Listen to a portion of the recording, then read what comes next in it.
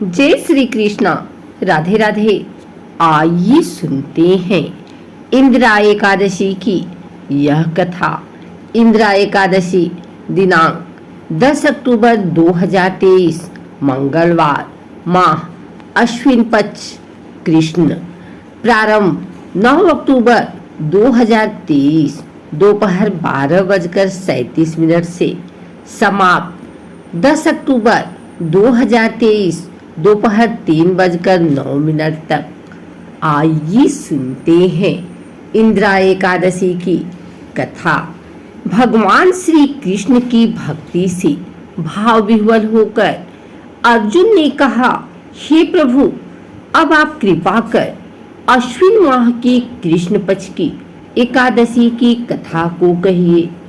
इस एकादशी का क्या नाम है तथा इसका व्रत करने से कौन सा फल मिलता है? कृपा कर विधान पूर्वक कहिए।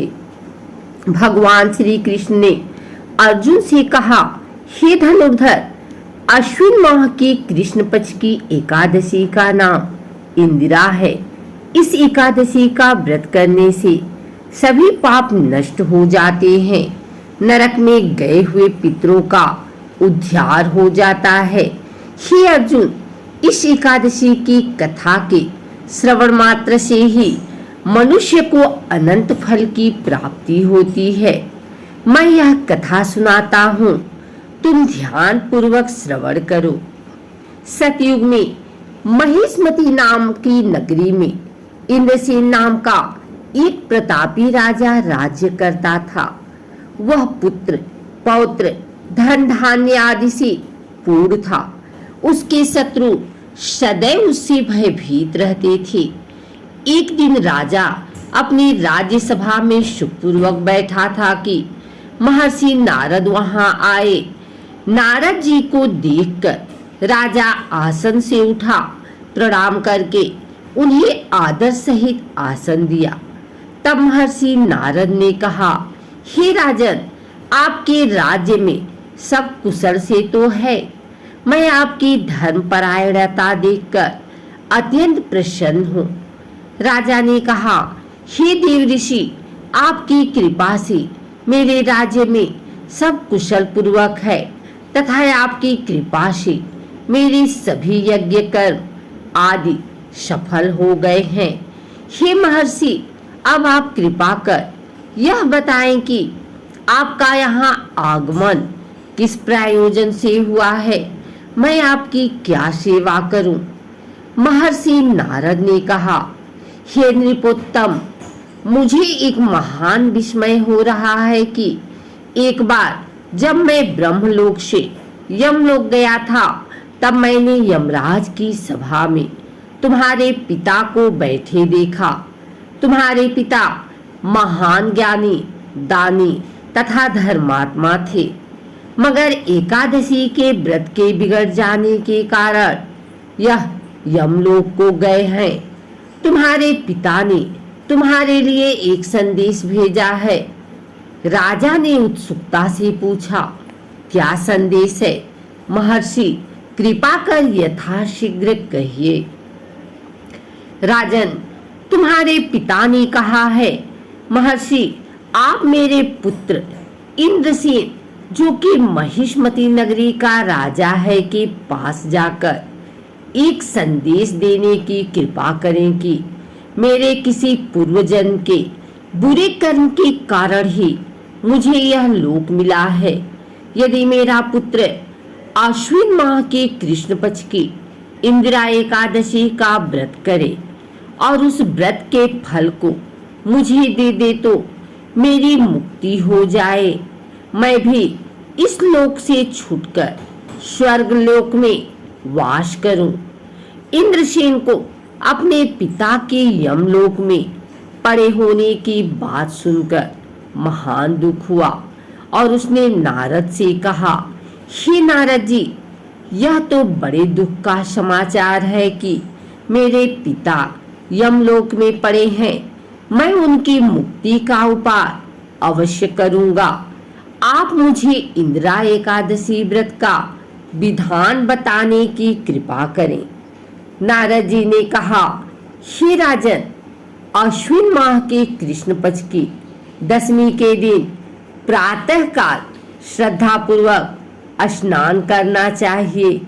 इसके उपरांत दोपहर को भी स्नान करना चाहिए। उस समय जल से निकलकर श्रद्धा पूर्वक पितरों का श्राद्ध करें और उस दिन एक समय भोजन करें और रात्रि को पृथ्वी पर शयन करें। इसके दूसरे दिन अर्थात एकादशी के दिन नित्य कर्मों से निवृत्त होकर स्नान आदि के उपरांत भक्ति पूर्वक व्रत को धारण करें और इस प्रकार संकल्प करें, मैं आज निराहार रहूंगा और सभी भोगों का त्याग कर दूंगा। इसके उपरांत अगले दिन भोजन करूंगा। हे ईश्वर, आप मेरी रक्षा करने वाले हैं, आप मेरे उपवास को संपूर्ण कराइए।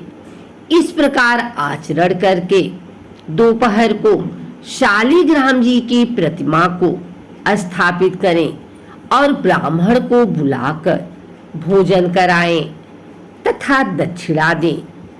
भोजन का कुछ हिस्सा गाय को अवश्य दें और भगवान विष्णु का धूप दीप नैवेद्य आदि से पूजन करें तथा रात्रि को जागरण करें। तदुपरांत द्वादशी के दिन मौन रहकर बंधु बांधवों सहित भोजन करें। हे राजन, यह इंदिरा एकादशी के व्रत की विधि है। यदि तुम आलस्य त्याग कर इस एकादशी के व्रत को करोगे तो तुम्हारे पिता अवश्य ही स्वर्ग के अधिकारी बन जाएंगे। नारद जी राजा को सब विधान समझाकर आलोक हो गए। राजा ने इंदिरा एकादशी के आने पर उसका विधान पूर्वक व्रत किया।